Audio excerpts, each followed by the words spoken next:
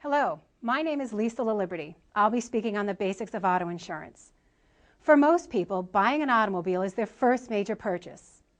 Actually, a new car is second only to a home as the most expensive purchase many consumers make. With vehicle prices averaging over $28,000, it's easy to see why one would want to protect that investment. Before we talk about coverage for the automobile itself, I'd like to start with what many people believe is the most important coverage of all, liability coverage. Liability coverage pays for the injuries or damage you or someone driving your car caused to other people or their property. The two liability coverages are called bodily injury liability and property damage liability. Every state has different laws dictating the minimum coverage you must carry for this. Some states require you to prove you have insurance before registering a motor vehicle, and other states use the honor system, where you only have to provide proof if you have an accident or violation. A typical state-required minimum coverage is 25, 50, 10, and I'll provide an example shortly to explain what that means. There are 4 states that do not require drivers to carry any liability coverage. Just because it's not required by law doesn't mean you don't need it. Let's say you have an accident. You're distracted momentarily and rear-end the BMW in front of you.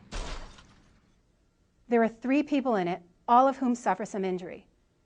If you're carrying liability coverage of 25, 50, 10, that means your insurance company will cover the cost of any one person's injuries, rehabilitation expenses, pain and suffering, and time lost from work up to $25,000.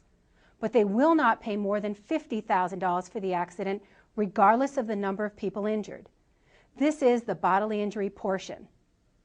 And your insurance company will pay up to $10,000 for the property damaged. So 3 people are injured. Let's say their injuries total $75,000. And the BMW has rear-end damage of $13,000. Your policy will pay for $50,000 for all injuries and $10,000 for the property damage. Where does the remaining $25,000 for bodily injury and $3,000 for property damage come from?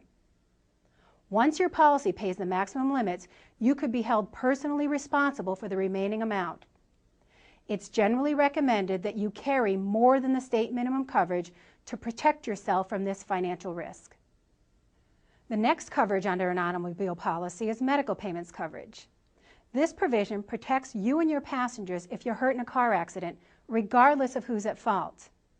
The coverage also extends to you and your family members if you're a passenger in someone else's car or if you're a pedestrian injured by an automobile.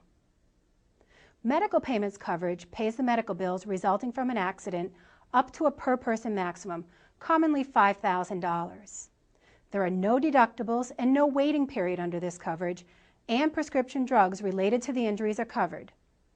Consider that accident with the BMW again. Let's say that you and your passenger are both injured and taken by ambulance to the hospital. Medical payments coverage of $5,000 will cover the cost of the ambulance ride, the emergency room visit, and subsequent doctor's visits up to $5,000 per person. If your medical bills total $7,000 and your passengers total $3,000, the policy will pay $8,000 under this coverage. Some states have a medical payments coverage known as Personal Injury Protection, or PIP. This coverage may have a deductible, and it may allow you to collect for lost wages and rehabilitation expenses, 2 things that regular medical payments coverage does not cover. A third coverage provided by an automobile insurance policy is uninsured and underinsured motorist coverage. This coverage is quoted similarly to bodily injury liability. Even though mandatory insurance laws exist in 48 states, nearly 15% of all accidents are caused by uninsured drivers. Uninsured motorist coverage provides protection for you and your passengers when you're injured in an accident with an uninsured motorist. It will cover your medical bills, rehabilitation expenses, lost wages, pain and suffering, things you could have claimed against the at-fault party's insurance if they had it. Underinsured motorist coverage will cover those same losses if the at-fault party's coverage is insufficient for your loss.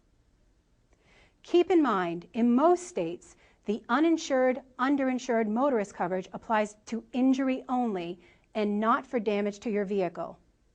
Protection for your automobile is provided under the collision and comprehensive portions of a policy.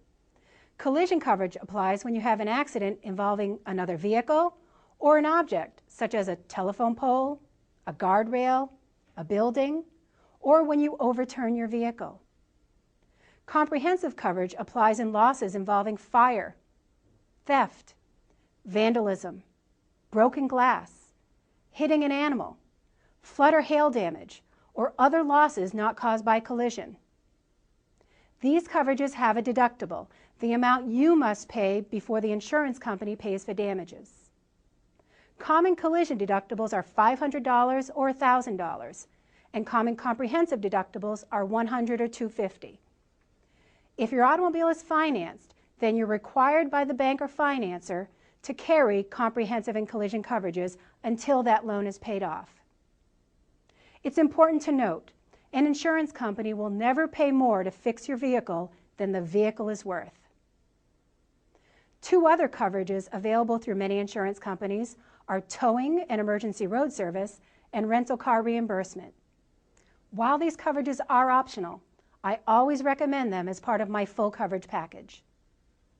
Automobile insurance rates are based on many factors, including where you live, your age, what you drive, how much you drive, and the coverage you carry.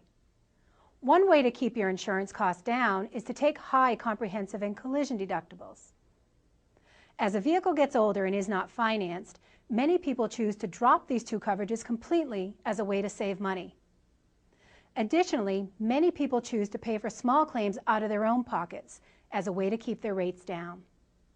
But remember, the coverage you carry is just one of the factors contributing to the cost of insurance. There are things you can do to make sure you get the best price possible. The first is to keep your driving record clean. Your driving record is used as a predictor of future experience. Accidents and violations stay on your record for 3 years, and major violations and suspensions stay on for 5 years.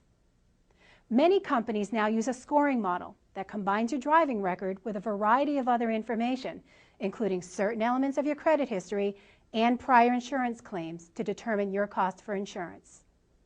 This means that paying bills on time could affect your insurance rate, as could the number of claims you file on your policy.